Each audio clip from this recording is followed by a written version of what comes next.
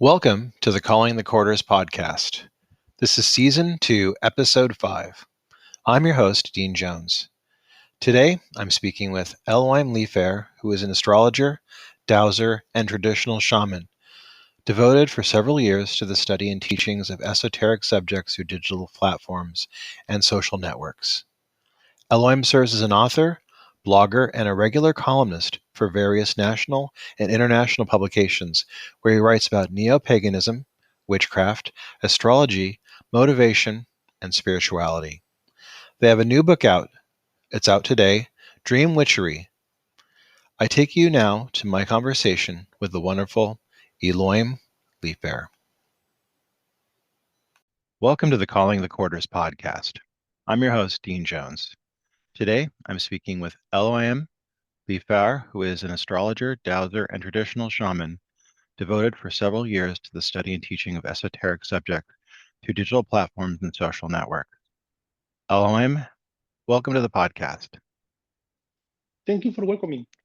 Good morning. Good morning. How are you? I'm doing great. I'm excited to talk about your new book, Dream Witchery, that's coming out today. This book is Dream Witchery, Folk Magic Recipes and Spells from South America for Witches and Brujas. How long have you wanted to write this book, and tell me what you were thinking about when you conceptualized it? I started writing the first idea of this book in 2016. Uh, uh,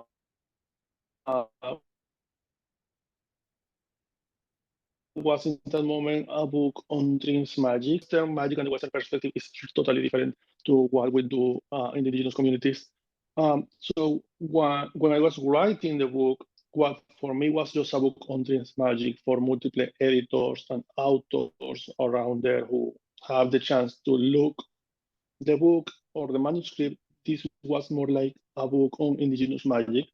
I continue saying this is a book on dreams magic. Then I had the chance to read a couple of books on dreams magic made here in the United States. I see the perspective is very different here. Dreams are more some kind of method of unwilling divination. People just assume that dreams will give you signs or results or answer or predictions, and you don't use the dreams like we do. For us, the dreams is like going to the river. It's something that you just do and you take advantage of that. Indigenous communities have a very big history of being very close to the history of slavery, Black communities. When we are talking about South America, we're talking about multiple important rivers in our culture, including the rivers of Peru, the Orinoco River. And a lot of our folklore is based on the stories of these rivers, the spirit of the river, the goddess of the river, the slaves who were drowned in the river, and how their spirits continue running around. We have a lot of folklore on that, and a lot of our magic is focused in two things: water magic and dreams magic.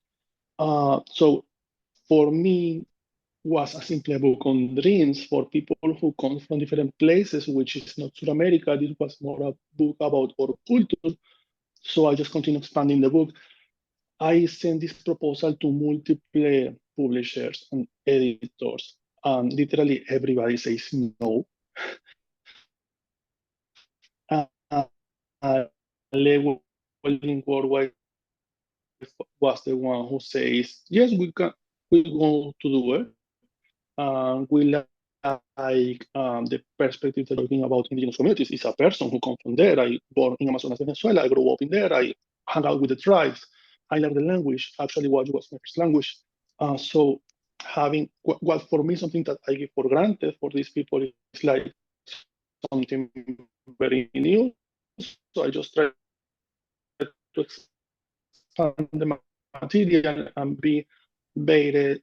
And labeling, they give me like total freedom to just be myself. We don't go to try to prove this to make it a standard. We go to let you be who you are in the book, say the things that you do, how you do it in there.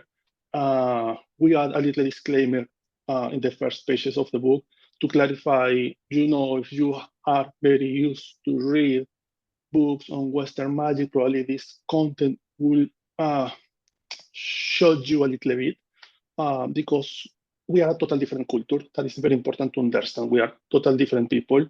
Right. You notice that when you are in the subway in New York City, American people is like a little more about boundaries, about respect my space, give me space. We Latinos, you sit down next to a person who is from Latin America and I'm helping you from my heart. I don't need your permission for that. In American culture, it's an entirely different set of boundaries and rules for that kind of things.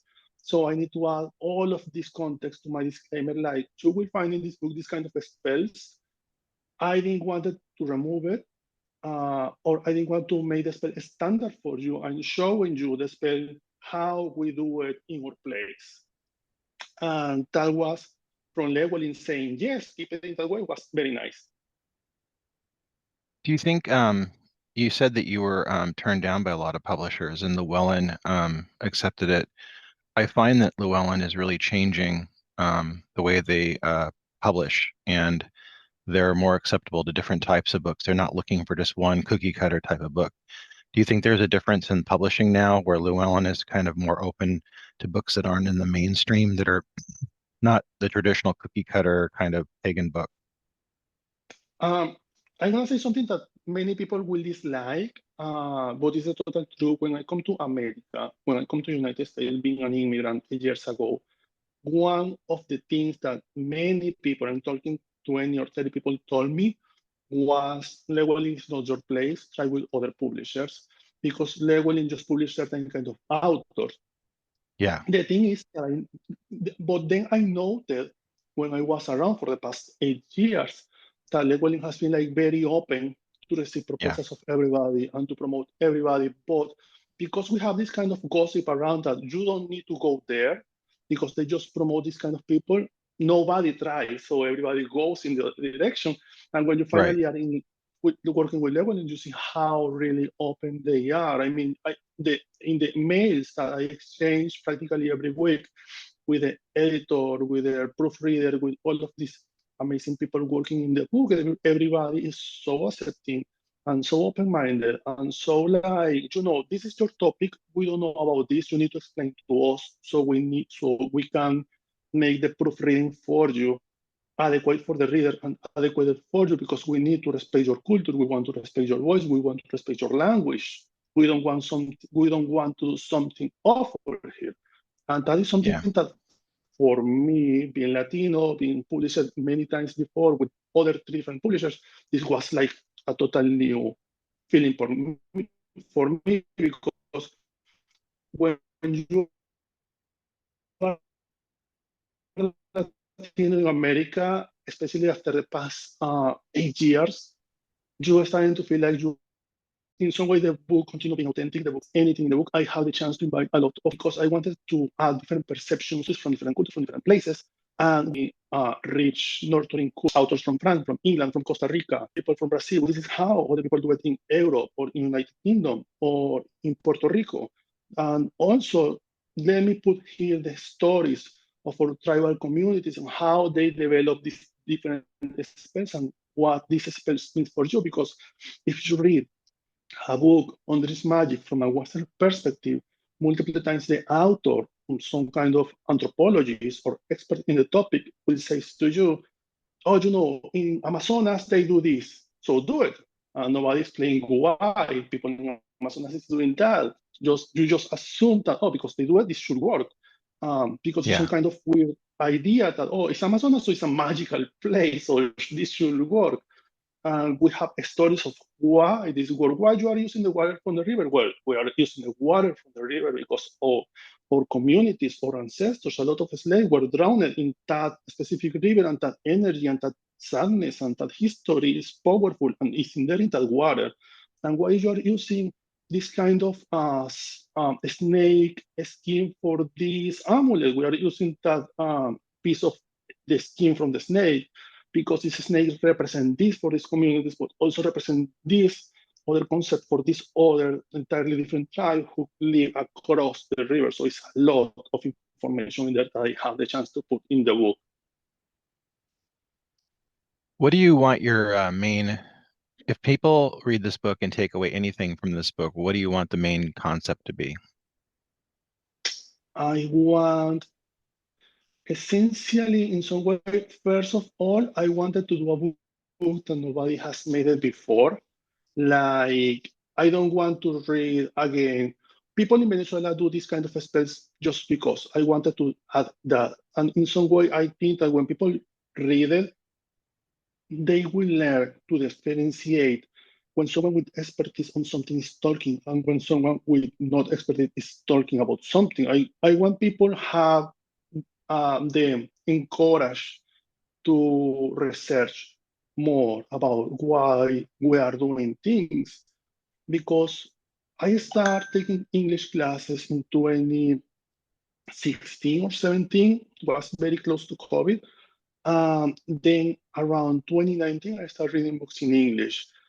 And I noted how much misinformation is out there about our Latin Hispanic cultures. People just assume that because you are Hispanic, you are in some way magical. And that is not. That is actually very offensive. It's like you are just a magical character because you come from a hardest place. And it's not like that. It's just that because we come from a hardest place with a more difficult economy, a more difficult political position, we use to try to keep closer or magic or relations because in some way we feel that this gives us strength and encourage us to continue working forward and continue advancing. And I think that that is one of the things that you will find in the book is how I try to teach in some way this that I'm giving you is not just magic and spellcasting made up, is years of history, centuries of culture.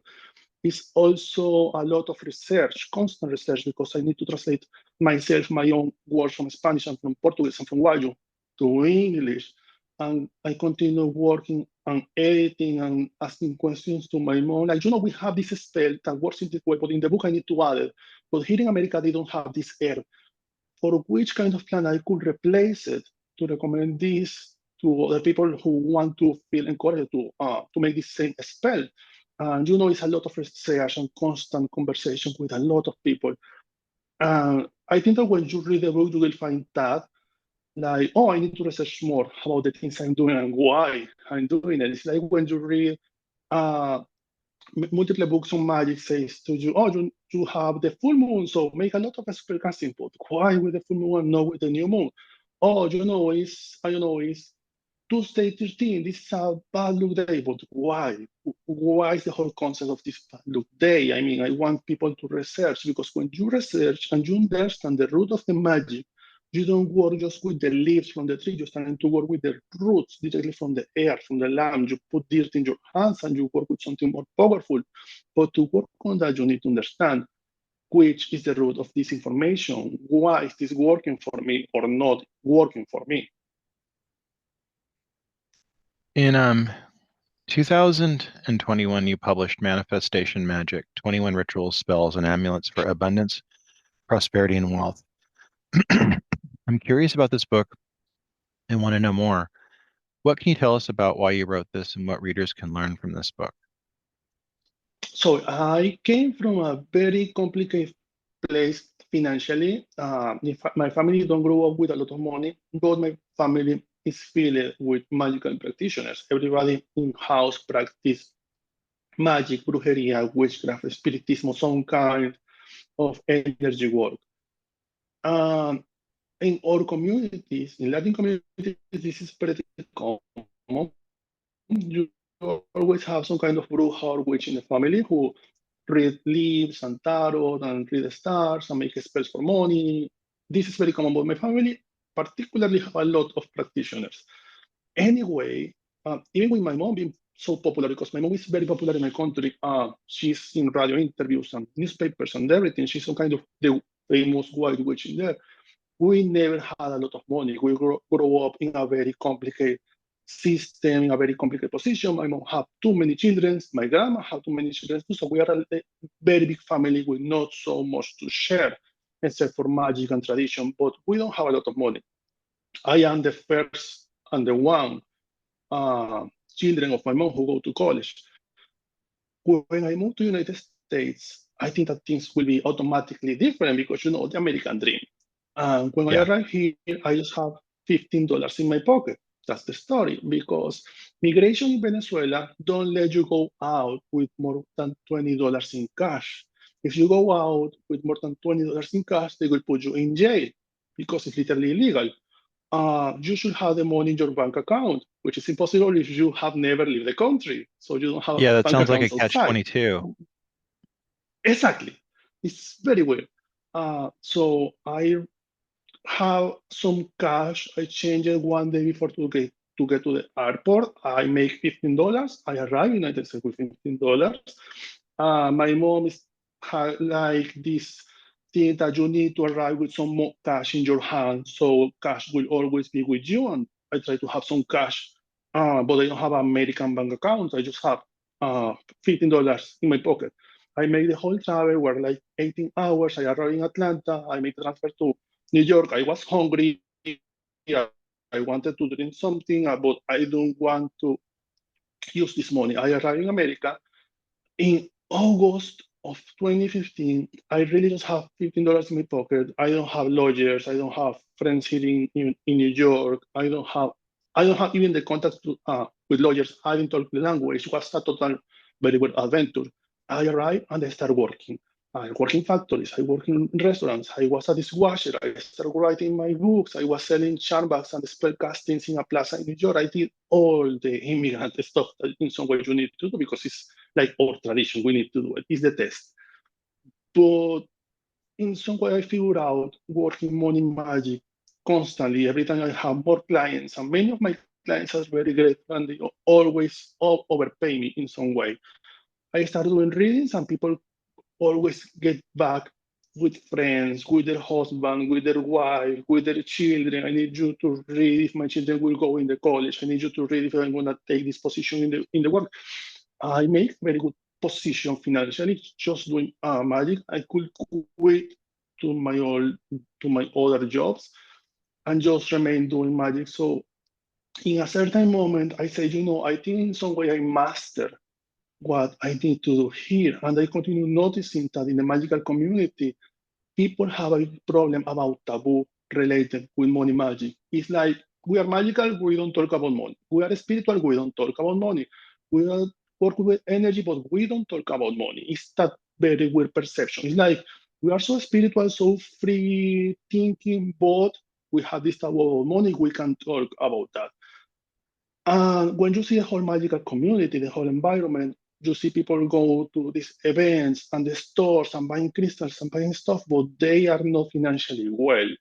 But I noticed that I was doing very well. And my thinking was, why me, being Latino, needing to pay migration every month, which is very expensive, but also need to pay everything that everybody pays, the rent, the food, the clothes, the transport, everything else. How I am doing so well because I'm changing my apartment for a bigger one every time.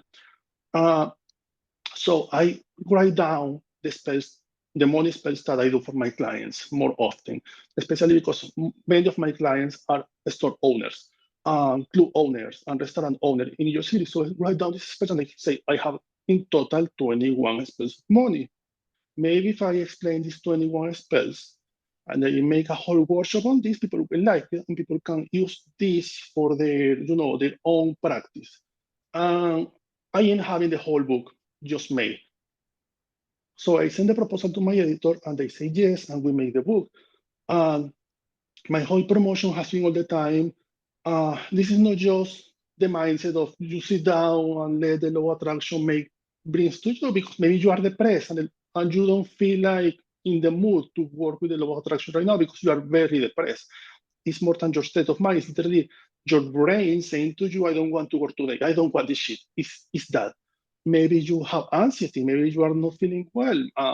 Or maybe you don't have the money. Like Many times that you take these workshops on money, magic, and abundance, people decide you need to make this whole very elaborated ritual with all of these implements, and people is coming to you paying $600 for a workshop, and you're saying to them that they need to spend another 500 or 400 in another workshop, other 300 in implements for a ritual to bring some little money for the pocket. That is not working, and that's not gonna work.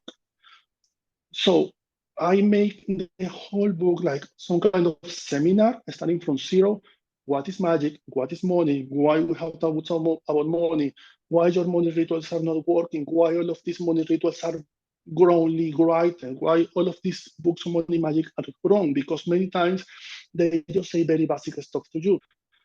Use green candles because green represents money, and you are like, okay, you just assume that is true because the author says to you, but it's no explanation below of that. Make this money ball and put in a window, and perfect. And what I do with the money ball after that, I just let it in the corner, turning dusty and dirty. No, you can do that because that money ball represents your abundance. So you need to clean it with certain money oils from time to time. How craft your own rituals, how bring abundance to you. So one of the exercises that I really love in the book, that is something that I put in my own practice and I teach all my students constantly, is write down a list of 11 or 21 things that you know about money or that you think that you know about money. You sit down with paper and pen and you write down 21 things or facts that you have in your mind about money. When I pronounce money to you, what comes to your mind? Money is dirty, money is gross, money not make happiness, yada, yada, yada. But money is not dirty. Dirty is the hands handing the money to you. The money is not dirty. You can't say that money is dirty. The money that you use to buy your food, to pay your rent, to pay for your insurance, these are very important things. Yeah, money don't will make you happy, but will help a lot of aspects of your life, like paying insurance, which is not total happiness, but will help you to figure out how to be happy in other way without focusing, I don't have money for the insurance, you know? So all of these taboos, I write it down, like why people think that money is wrong, why people think that money is bad. Stop seeing money like your enemy and seeing like a friend that you don't understand and a lie to you, a person who is there to you to help you, but you are rejecting because all your life people have been telling you, if you are not millionaire, you will not be millionaire never. If you don't born with a house, you will never buy a house. If you don't work every day 24/7, you will not have money in your life. If you don't have a bank account, you will not have a credit card. If you don't have a credit card, you will not have good clothes tomorrow. People is telling you all of these things, and your mind is like overfilled with all of this garbage from other people. And when you write down all of these reasons that you have in your mind about money, and you write down why do you have this thought, which is the reason of me having this thought. Oh, I think money is wrong. Why? Well, because my mom all my life told me we don't need money to live. Money will not make you happy. Money is a bad thing. Money changes people. Money is a very wrong thing. Money is the evil. Money is the enemy.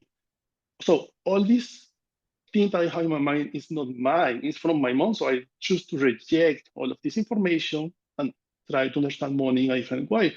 Money is my friend. I want money close to me. I want money wake up with me in the morning and come with me to the market center every day and go to the supermarket every day. I want money miss me like I miss money constantly, trying to change the conversation, trying to change that reflection that you have. And I write down all of this and make a marvelous book that I humbly say is a really good book.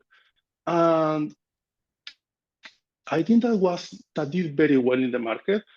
People really like it, and I enjoy seeing or listening people when they comes to me saying, that will literally help me a lot when I was in a very bad position because witches are doing all of these only money spells just because it's written down in a book, but nobody says to you what you are doing bad. If you are doing a money spell, thinking that money is wrong, and you are doing an abundance ritual, thinking that you don't need money in your life, the abundance will try to manifest in a different way. Abundance will be like, okay, you are calling me, but you don't want money. So let me figure out how I can do it.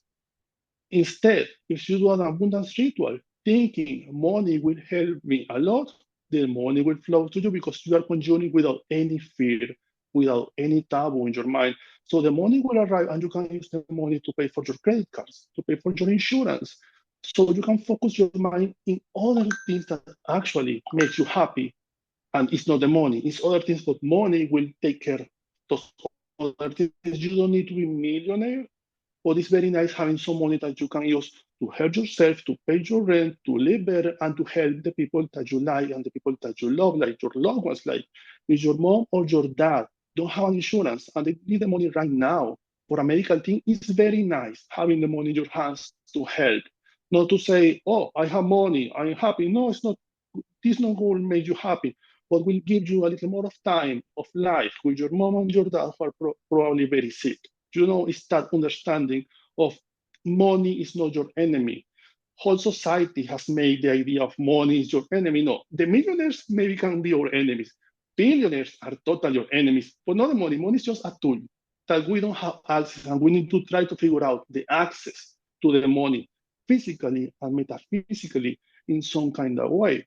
And when people continue telling me, oh, this don't work, hey, I don't know, but I'm an immigrant in the United States. I just have 8 years. It has been very difficult, but I continue here. I just pay my rent. I just bought my house. I have my car. I'm doing pretty well. So for me, this is working. And for my students, this continue working. So maybe it's not working for you. Why? So you need to figure out.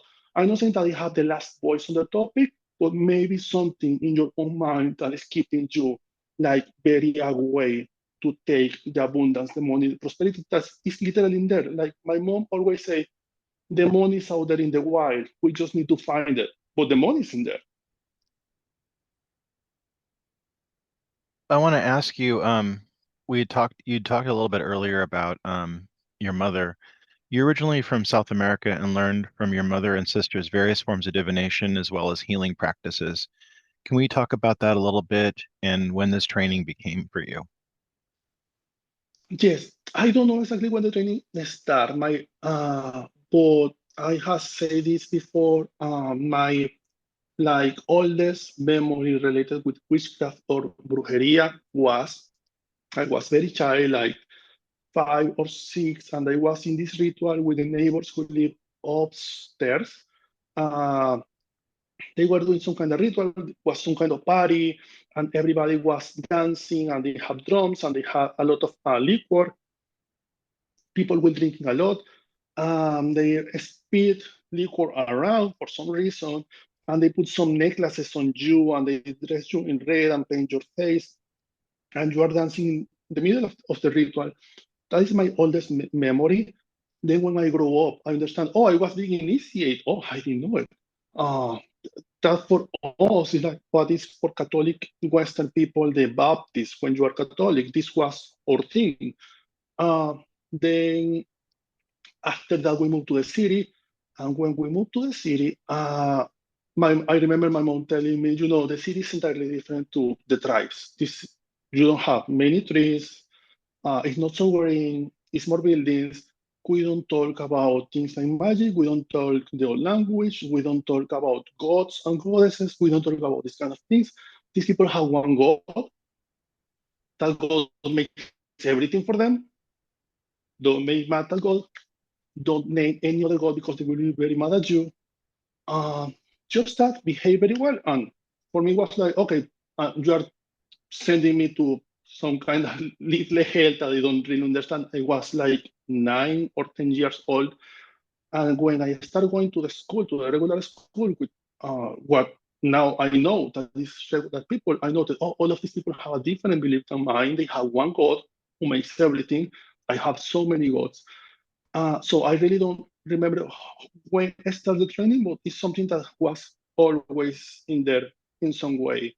Because when you grow in these kind of places, they don't just teach you different languages and you talk with the Guayos, the Caris, the Arawakas in the regular language in the river. You also, what for people here is some kind of Amazonian folk magic. For us is our lifestyle.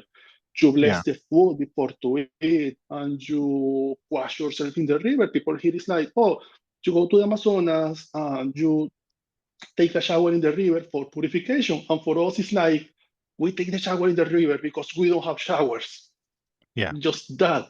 And yes, we believe that the river have a purification magic, some kind of purification energy, but it's not something that we say, oh, I'm going to the river because I'm having bad luck. For us, it's just, I'm going to take a shower and you take the shower in the river. And what for Americans is like, oh, I'm going to do ayahuasca. For us, it's like a Sunday in there. Or cacao. We have these cacao ceremonies that we do with the bowls and with the music, and there's a lot of smoke, and it's a very spicy substance. It's a very magical ritual. I think that cacao ceremonies are like the most sacred magical things that we have, and actually come from Peruvian people who lives in Amazonas. And it's that kind of perception that I never was like, oh, I'm starting to a training now. The training was always there teaching me because you go to the river and people is doing stuff and we have a lot of tourists in there from all kind of places. So you start taking a little bit of every language in there. And all of these tourists comes to you for rituals, for healing, and you just see what your mom is doing. Your mom go in the morning, she need to collect all of these herbs every morning before the sun comes out. She collect a lot, big hand of herbs with eucalyptus, with mint, with flowers, with stuff, and rosemary. She tie down all of these herbs, and the people make a whole big line to pay her for she moving the herbs around them and making some smoke and smoking some tobaccos around them. You see that and you grow up with that, and that is your lifestyle, is your day by day. And then here people tell you, oh, that was your training. And they was like, oh, so I was trained. I didn't know it. Uh, so the training in some way was always there. My mom was initiated in Spiritismo, in traditional Venezuelan spiritualist. That's the English right way to do it. She was initiated in Yoruba, which is Santeria. She was initiated in Palo Mayombe. So, because when you are in Venezuela, we are very close to Brazil. We are next to Brazil, next to Colombia, next to Curacao and Trinidad. So, we have a lot of Afro-Caribbean influence because we have Brazil next to us. And Brazil is like the origin of all of this stuff. Because the African slaves during the transatlantic, they bring a lot of their deities and magic and traditions, and they blend it with the indigenous community in Brazil. We have all of this developing of new Afro-Caribbean religions and traditions of magic, and we have Candomblé, Yoruba, Lukumi, we have Kimbanda, Umbanda, Mayombe, we have so many traditions. And when you're practicing some, two or three of them, you notice how all of them are very similar in some way. And then when I was growing, she prepared me or trained me to do these initiations to, oh, you go to be initiated now in Candomblé, and 2 years later, you will be initiated now in Yoruba, that here in the United States, because people here use a lot of tags and words to explain everything, you need to clarify that all of this is different. For us, in there is a bit more like, we are all santeros. We don't put names like, oh, you are doing this or you are doing that. For us, it's just, oh, you are in that part. Okay, it's our thing. Like I said when I started the podcast, um, we are very different cultures, American cultures and Latin American cultures. I see it in North America. People is very good heart, much more than we know in the books, because when you come from outside, in the schools, they paint North America like some kind of hell where everybody's a hater and everybody will hate you. When you come here, you are like terrified. And when you see how nice these people, my first experience here was literally arriving in Atlanta in the airplane. I was very lost. I don't talk the language. I didn't knew that Atlanta had a subway inside of the airport. That was blow mind for me. And I arrived in there and I need to make the transfer to the travel to New York City. I was totally lost. And this couple of women who don't talk my language, they were like, you are very lost. Let me help you. Show me your ticket. I show them my ticket. And they take the whole travel in the subway with me and leave me in New York City. And I was like, wow, people here is very nice. And but at the same time, people here is in some way so traumatized for so many things that have happened in America. I mean, I'm not talking just about recently Me Too and Black Lives Matter. I'm talking about First War, Second War, um, constant hate from all the countries around, everybody hating America for some reason. So people is very bonded to their own boundaries. People is like, please don't come to my space because I'm trying to be safe. And Hmm. in Latin America, for us, it's an entirely different culture. For us, it's like if you are attacking Colombia or Peru, you are attacking us. So we are all together in some way. So it's two entirely different cultures. Sorry that I repeat that so much. No, you're fine. So, did you reach a certain point when you reached the age of maturity? Did you come to a point where you're like, who am I?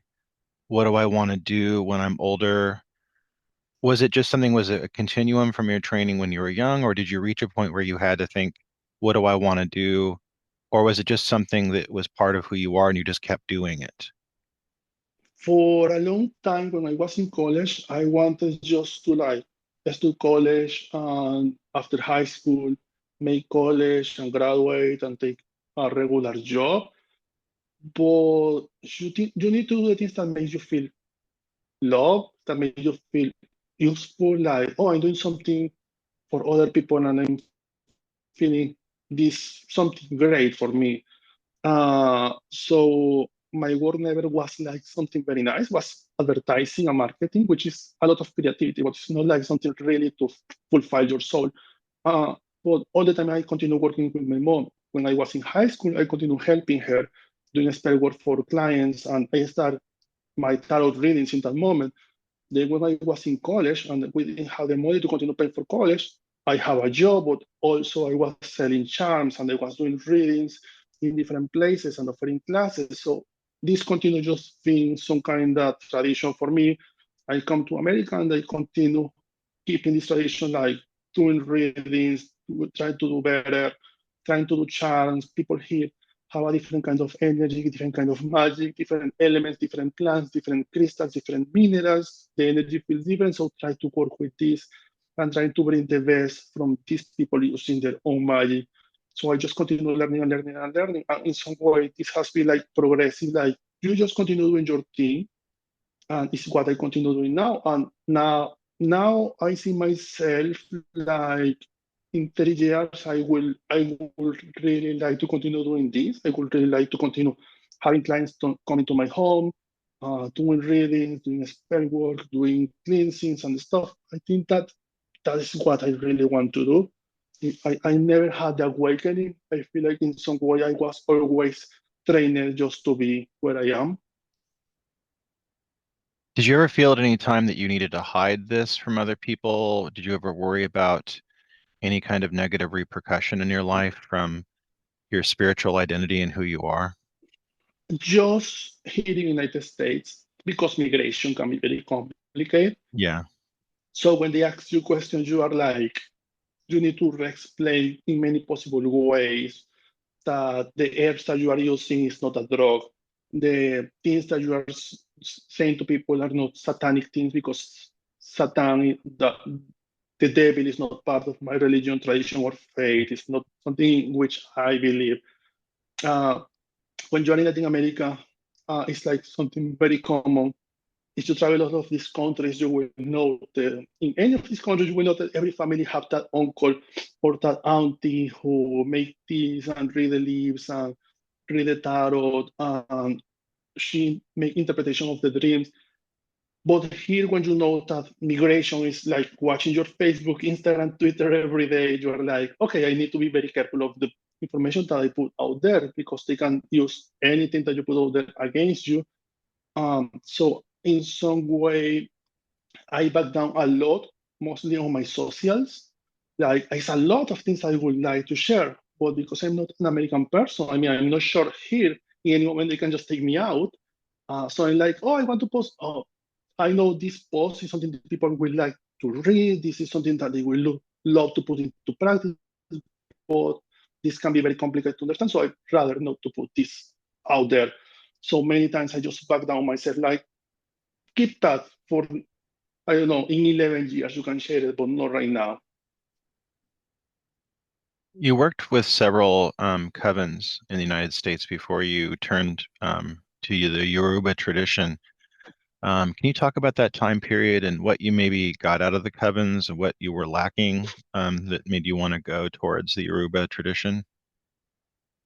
When I was growing, something that disliked me a lot was the animal sacrifice constantly. I really disliked this a lot.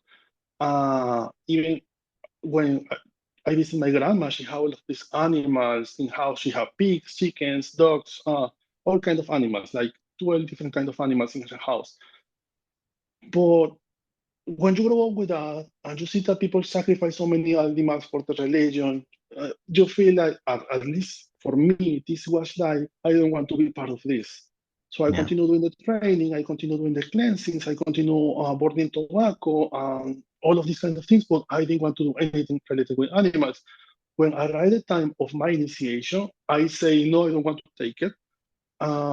Everybody was mad at home because it's like the baptism for Catholic people. This is something that everybody in home needs to do it, and I didn't want it.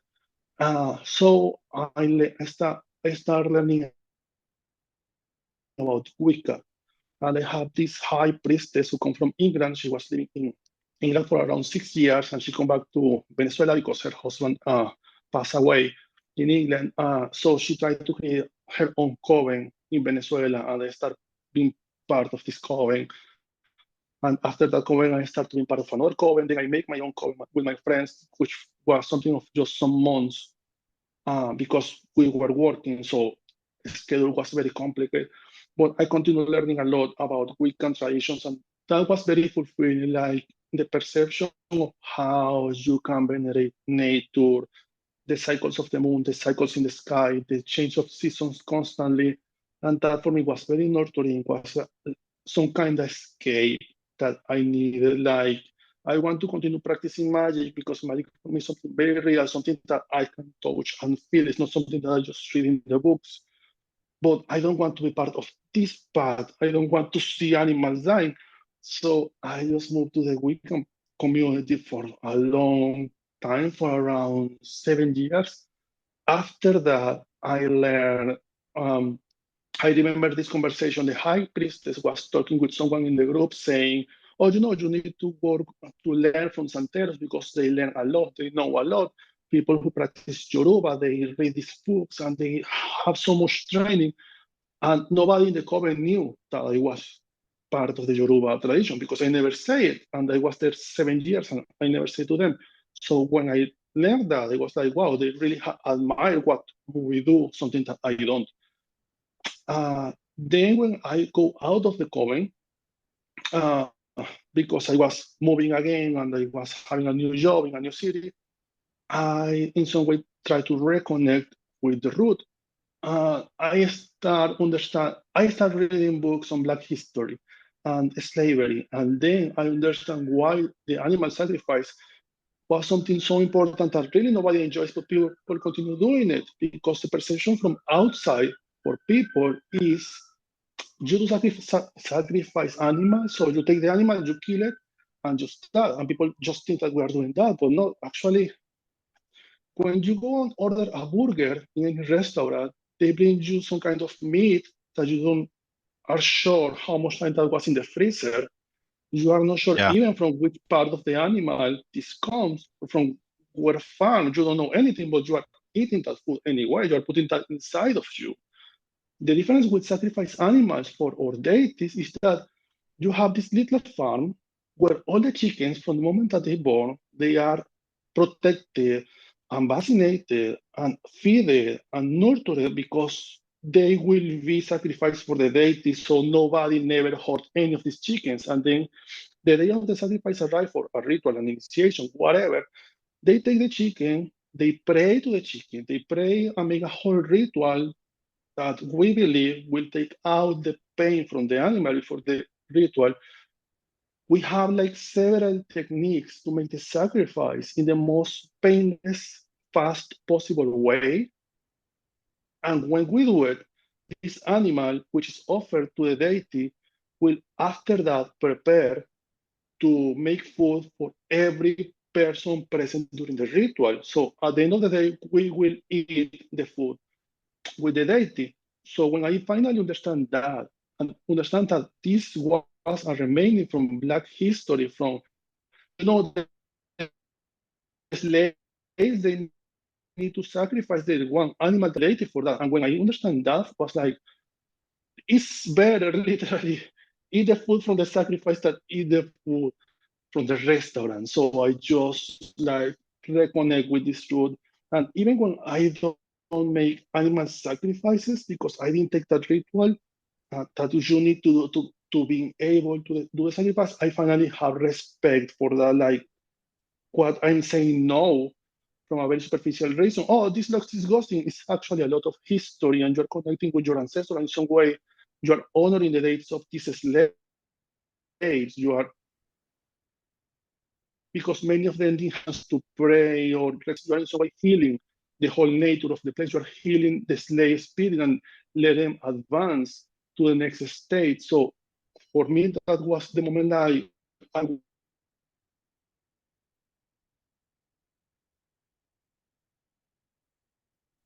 think, say, okay, I want to take the initiation. And they say, yes, we are ready. And I take one initiation after another, and I just start all the training in some way again, and reading more books and understanding more, not just like, oh, I'm part of a tradition of Afro-Caribbean people, so it's cool.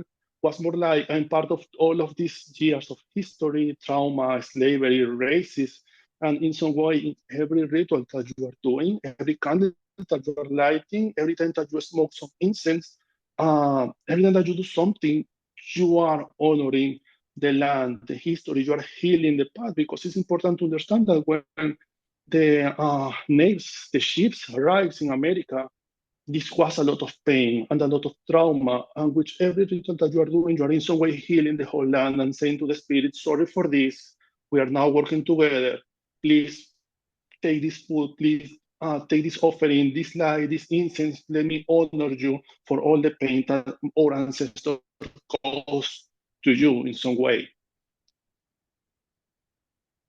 We're hearing a lot more about Yoruba traditions now, finally, I think after quite a long time of Yeah, much of the media around paganism. And I guess I'll use paganism as an umbrella term, even though it's kind of clumsy. Um, yeah.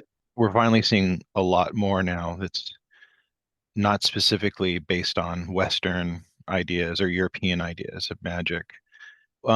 If you could tell our listeners just something that you'd like them to know about Yoruba. I know that's a lot to ask because it's a big question, but if you can just kind of say what you'd like them to take away about your knowledge of Yoruba, what could you say to them?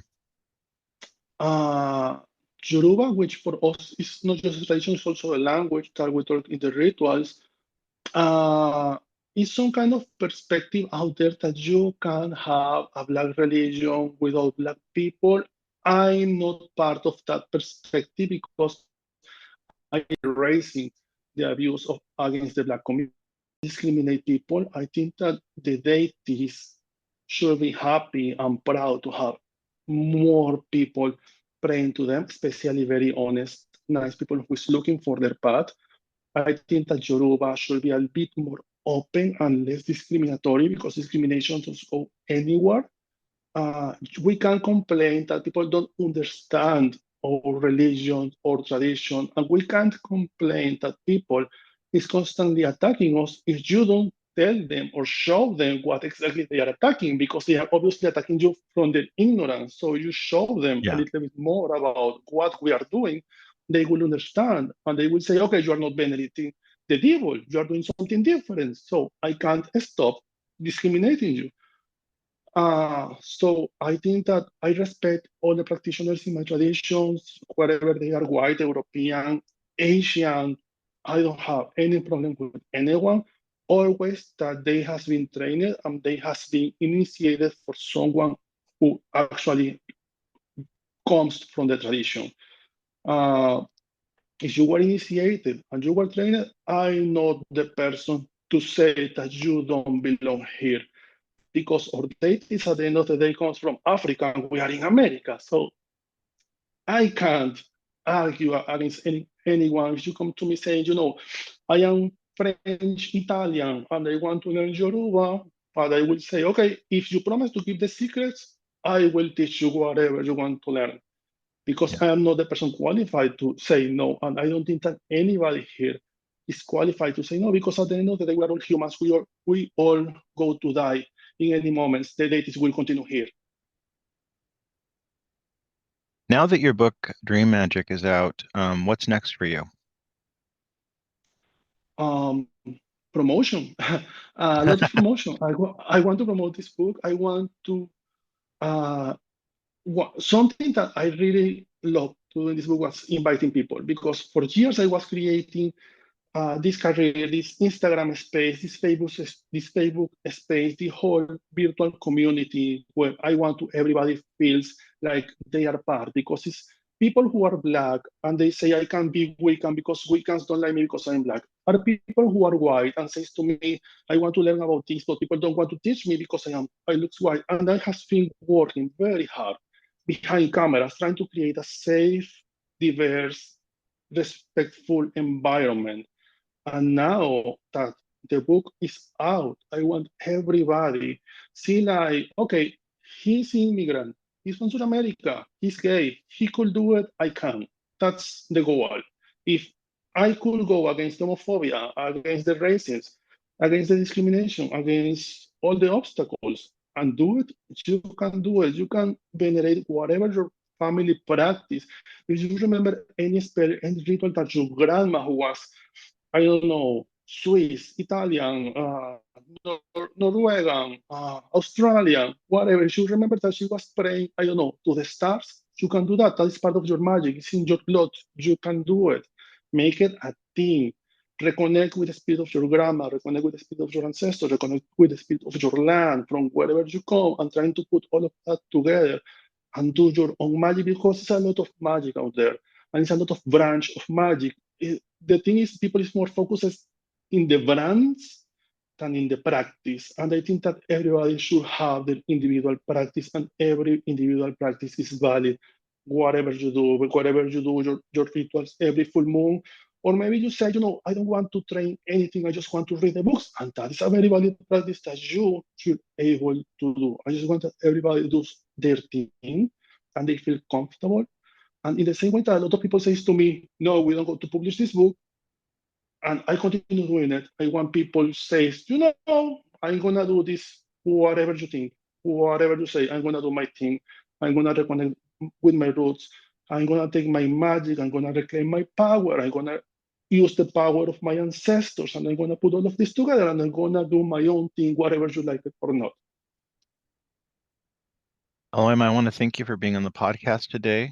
Dream Magic is out now. We have links to that in the bio, as well as all the previous books by Elhoim as well, and the website.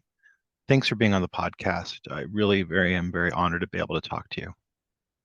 Thanks to Judy and everybody who's listening to this. Please support the podcast and please support our spaces. We don't have many. We don't have many podcasts. We don't have enough safe, diverse spaces. So if you want or can, if it's available for you in any possible way, support this podcast and promote it, please do it, because we need more open spaces like this one. Thank you.